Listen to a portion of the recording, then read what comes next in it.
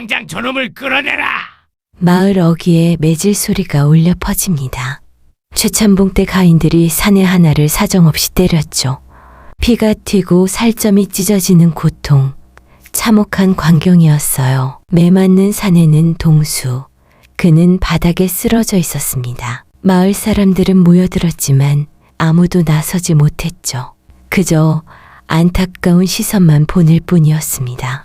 최참봉의 노비였으니 누구도 함부로 할 수 없었거든요.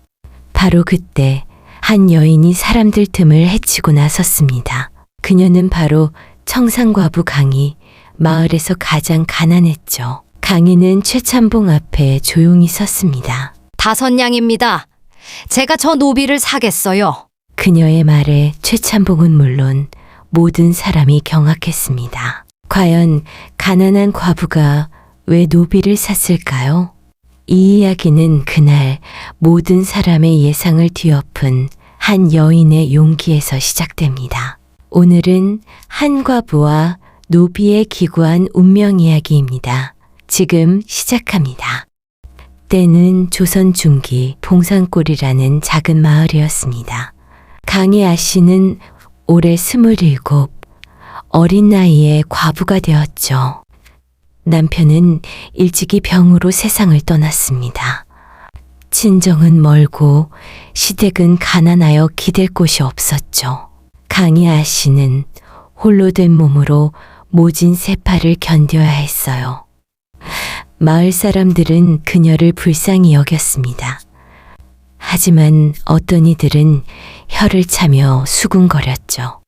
아니, 저 젊은 나이에 과부가 되다니 팔자가 사납네. 강희 아씨는 늘 고개를 숙였습니다. 작은 텃밭을 일구고 삭바느질로 겨우 입에 풀칠했죠. 그녀는 마음속에 작은 불씨를 품고 살았습니다. 언젠가는 홀로 설 수 있으리라 믿었지요. 매일 밤 강희 아씨는 별을 보며 소원을 빌었습니다. 조용하고 평화로운 삶을 꿈꿨거든요. 마을에는 최참봉이라는 큰 부자가 살았습니다. 최참봉은 권세를 등에 업고 사람들을 억압했죠. 탐욕스럽고 인정머리 없는 사람이었어요. 최참봉의 횡포는 날이 갈수록 심해졌습니다. 그의 하인들도 주인의 성정을 그대로 닮았지요. 어느 날 마을에 큰 장이 섰습니다. 강희 아씨는 삭바느질로 번 돈으로 나무를 샀어요. 집으로 돌아가는 길 시끌벅적한 소리가 들렸습니다. 최참봉 댁 앞에서 사람들이 잔뜩 모여 있었죠. 무슨 일인가 싶어 강희 아씨도 발걸음을 멈췄습니다. 바로 그때 매질 소리가 다시 울려 퍼졌어요. 사내 하나가 묶인 채 하인들에게 맞고 있었습니다. 그의 이름은 동수, 최참봉 댁 노비였지요. 동수는 20살 남짓, 말없이 매를 맞고 있었어요. 최참봉의 목소리가 크게 들려왔습니다. 이 쓸모없는 놈, 내 돈을 훔치려 했단 말이냐? 동수는 고개를 저었지만 말 한마디 하지 못했죠. 억울한 듯 보였지만 그는 그저 눈물만 흘렸습니다. 마을 사람들은 수군거렸어요. 동수가 돈을 훔쳤다니 믿기 어렵군. 아무 말도 못하는 걸 보니 죄가 있나 보지. 강희 아씨는 동수의 눈을 똑바로 봤습니다. 그의 눈빛 속에는 깊은 슬픔과 함께 작은 불꽃이 보였어요. 그는 억울한 표정으로 그녀를 바라봤죠. 가슴 속에서 뜨거운 것이 울컥 치밀어 올랐습니다. 자신이 겪었던 부당함이 떠올랐거든요. 과부라는 이유로, 가난하다는 이유로 무시당했던 기억들. 그녀는 침을 꿀꺽 삼켰습니다. 사람들이 하나둘 고개를 돌렸습니다. 강희 아씨는 더 이상 지켜볼 수 없었죠. 그녀는 용기를 내어 최참봉 앞으로 나섰습니다.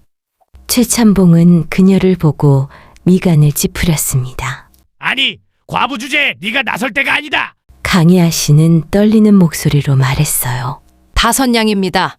제가 저 노비를 사겠어요. 최참봉은 코웃음을 쳤습니다. 다선양, 네가 무슨 돈이 있다고? 삭바느질로 모았습니다. 부디 저 노비를 제게 파시죠. 사람들이 웅성거렸습니다. 아니, 강희 아씨가 미쳤나 봐. 자기도 먹고 살기 힘든데 노비를 산다고? 최참봉은 강희 아씨를 비웃으며 말했어요. 좋다. 5냥이라면 저 쓸모없는 노비에게 과분하지. 그는 동수의 줄을 풀어 강희 아씨에게 던졌습니다. 자, 쓸모없는 노비다. 가져가라. 동수는 강희 아씨를 올려다봤습니다. 이해할 수 없는 눈빛이었죠. 강희 아씨는 동수를 부축했습니다. 그의 몸은 상처투성이었어요. 동수는 고통스러운 듯 신음했습니다. 강희 아씨는 조심스럽게 그를 일으켰습니다. 가요. 우리 집으로 가요. 사람들은 여전히 수군거렸습니다. 저 과부가 정말 제정신이 아니군. 노비 때문에 더 큰 화를 입을 거야. 강희 아씨는 그들의 시선을 외면했습니다. 동수를 데리고 자신의 작은 초가집으로 향했죠. 그녀의 마음은 복잡했습니다. 잘한 일일까 후회했지만 이미 늦었지요. 동수는 말없이 그녀를 따랐습니다. 강희아 씨의 집은 단출했어요. 작은 방 한 칸과 부엌이 전부였습니다. 강희아 씨는 동수를 방에 뉘었습니다. 약초를 찾아와 상처에 발라주었죠. 동수는 아픔에 몸을 떨었습니다. 강희아 씨는 따뜻한 물을 데워 몸을 닦아주었어요. 괜찮아요. 이제 아무도 당신을 때리지 않을 거예요. 동수는 눈물을 흘렸습니다. 누군가 자신을 이리도 걱정해 준 것은 처음이었죠. 그날 밤 강희아 씨는 동수에게 밥을 차려주었습니다. 따뜻한 죽 한 그릇이었죠. 동수는 허겁지겁 죽을 먹었어요. 강희아 씨는 그를 조용히 지켜봤습니다. 이름이 무엇이냐? 동수는 작은 목소리로 대답했습니다. 동수입니다. 어쩌다 최참봉 댁 노비가 되었느냐? 동수는 잠시 망설였습니다. 소희는 원래 양반가의 자제였습니다. 아씨, 강희 아씨는 깜짝 놀랐습니다. 양반가의 자제라니 그게 무슨 말이냐? 동수는 고개를 떨궜습니다. 아버님께서 영모에 연루되어 집안이 몰락했습니다. 소희는 어린 나이에 노비가 되어버렸지요. 그날 이후로 그저 바보처럼 사는 것이 익숙해졌습니다. 강희아 씨는 동수의 이야기에 가슴 아팠습니다. 그의 눈빛 속 슬픔의 이유를 알 것 같았죠. 괜찮아요. 이제부터는 편히 쉬어요. 그녀는 동수를 위로했습니다. 다음 날 아침 마을 사람들은 강희아 씨의 집에 모였습니다. 최참봉이 소문을 듣고 찾아온 것이었죠. 인연이 감히 내 노비를 빼돌리다니. 최참봉은 격분했습니다. 이미 5냥을 받고 파셨잖습니까? 강희아 씨는 당당히 맞섰습니다. 그것은 불법적인 거래였어. 동수는 아직 내 노비다. 최참봉은 억지를 부렸습니다. 사람들도 최참봉의 편을 들었죠. 그래, 강희아 씨가 욕심이 과했어. 노비를 사서 뭐 하려고. 저게 다 화근이야. 바로 그때 동수가 방에서 나왔습니다. 그는 강희아 씨의 뒤에 섰어요. 최참봉은 동수를 보고 비웃었습니다. 저 멍청한 노비. 네가 뭘 안다고. 동수는 최참봉을 똑바로 바라봤습니다. 그의 눈빛은 더 이상 흐리멍덩하지 않았어요. 참봉나리, 소희는 노비가 맞습니다. 그의 목소리는 의외로 또렷했습니다.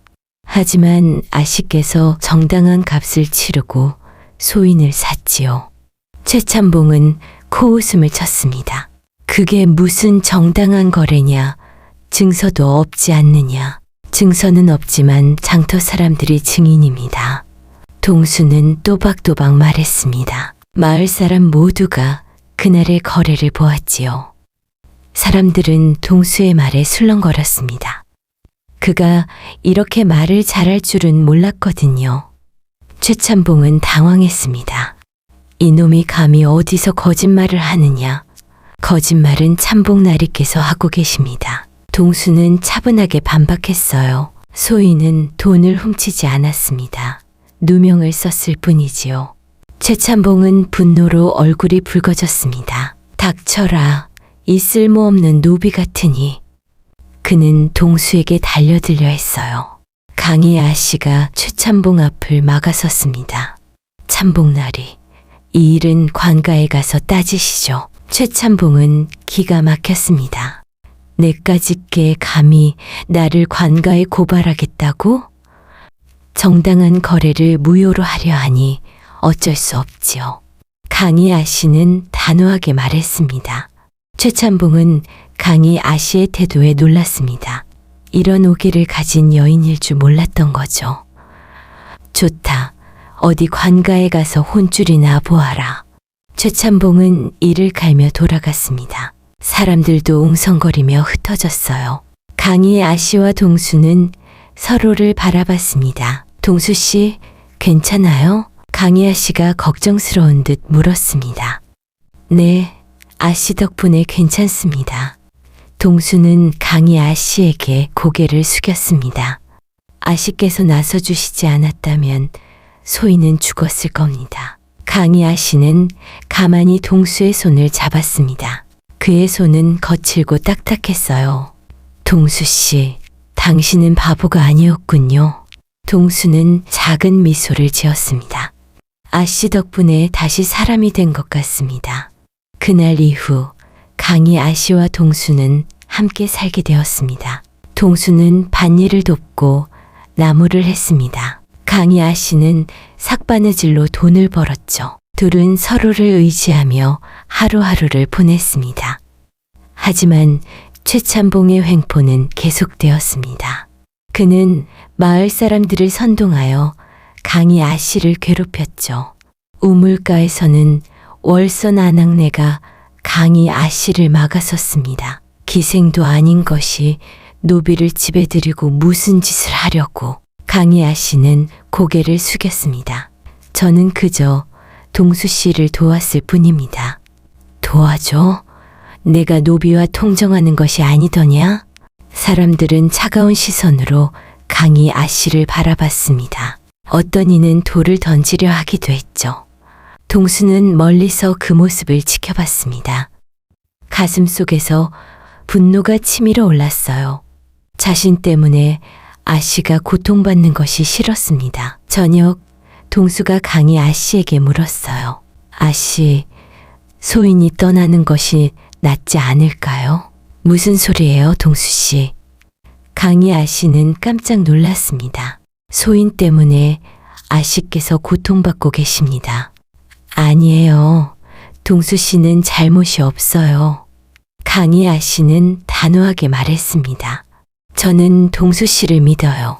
동수는 강희 아씨의 말에 눈물을 흘렸습니다. 이런 믿음을 주는 사람은 처음이었거든요. 며칠 후 최참봉은 강희 아씨를 고발했습니다. 노비를 불법으로 소유하고 마을 풍기를 문란하게 했다. 관아에서 나졸들이 강희 아씨의 집으로 찾아왔습니다. 강희 아씨, 동수 관아에 출두하시오. 강희 아씨와 동수는 관아로 끌려갔습니다. 사또 앞에 무릎을 꿇었죠. 최참봉은 의기양양한 표정으로 그들을 노려봤습니다. 사또나리, 저 과부가 노비를 꿰어 데리고 있나이다. 사또는 강희 아씨에게 물었습니다. 정녕 내가 이 노비를 샀다는 것이냐? 그러하옵니다, 사또나리. 강희 아씨는 침착하게 대답했습니다. 최참봉 나리께 5냥을 주고 정당하게 샀지요. 최참봉이 발끈했습니다. 거짓말입니다. 증서도 없지 않습니까? 사또가 고개를 끄덕였습니다.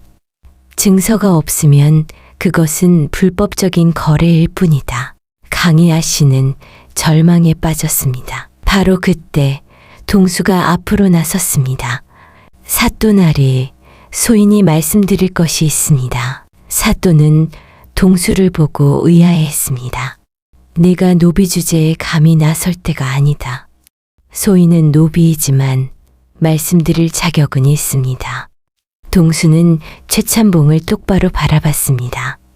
최참봉 나리께서는 거짓을 고하고 계십니다. 최참봉은 분노했습니다. 이놈이 감히 사또 앞에서 거짓말을 짓거리는구나. 바로 그때 동수는 품속에서 낡은 서찰 하나를 꺼냈습니다. 이것은 소인의 아버님께서 남기신 유서입니다. 사또는 서찰을 받아 읽기 시작했습니다. 서찰 속에는 동수 아버님의 억울한 사연이 적혀 있었죠. 영모가 아니라 최참봉의 모함으로 몰락했다는 내용이었어요. 더욱 충격적인 건 최참봉이 동수 아버님의 재산을 가로챘다는 사실이었습니다. 사또의 눈이 휘둥그레졌습니다. 사람들은 웅성거렸고 최참봉은 얼굴이 파랗게 질렸죠. 이것은 조작된 서찰이다. 최참봉은 소리쳤습니다. 아니요, 사또 나리. 이 서찰에는 최참봉 나리의 서명이 있습니다. 동수는 서찰의 한 부분을 가리켰습니다. 최참봉 나리가 직접 이 서찰에 거짓 증언을 하도록 강요했죠. 그것이 사실이옵니다. 사또는 최참봉에게 물었습니다. 이 서명은 정녕 내 것이 아니더냐? 최참봉은 아무 말도 하지 못했습니다. 온몸을 벌벌 떨었지요. 충격적으로 서찰의 내용은 너무나도 명확했습니다. 동수의 아버지가 억울하게 죽었고 최참봉이 모든 것을 꾸몄다는 것이었죠. 사또는 분노했습니다. 최참봉, 내 이놈이 감히 나라를 기만하고 사람을 죽였느냐. 당장 최참봉을 투옥하고 진실을 밝혀라. 나졸들이 최참봉을 끌고 갔습니다. 사람들은 충격에 휩싸였습니다. 동수가 양반가의 자제였고 최참봉이 역적이었다니요. 모든 것이 뒤바뀌는 순간이었습니다. 동수는 강희 아씨를 바라봤습니다. 강희 아씨는 눈물을 글썽이며 미소 지었어요. 동수 씨, 당신은 정말 대단한 분이군요. 그날 이후 동수의 누명은 벗겨졌습니다. 그의 아버님도 무죄임이 밝혀졌죠. 동수는 다시 양반의 신분을 되찾았습니다. 그는 강희 아씨에게 깊이 감사했습니다. 아씨 덕분에 소인이 다시 사람이 될 수 있었습니다. 강희 아씨는 고개를 저었습니다. 아니에요. 동수 씨의 용기가 세상을 바꾼 겁니다.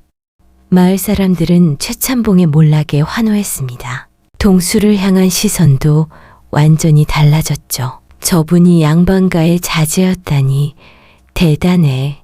강희 아씨는 정말 현명한 분이셨어. 동수는 자신의 재산을 되찾았고 강희 아씨에게 보답했습니다. 아씨, 이제 편안하게 사세요. 강희 아씨는 동수의 손을 잡았습니다. 아니에요.